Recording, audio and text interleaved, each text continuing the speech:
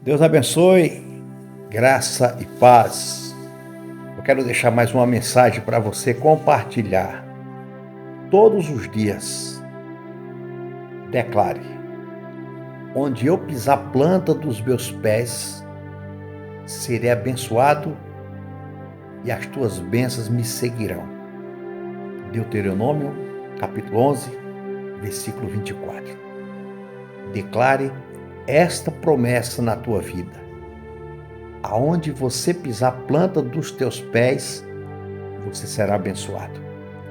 Que seja no teu trabalho, que seja dentro da tua casa, que seja na escola, aonde você estiver. Declare este versículo na tua vida. Deus te abençoe. Compartilhe.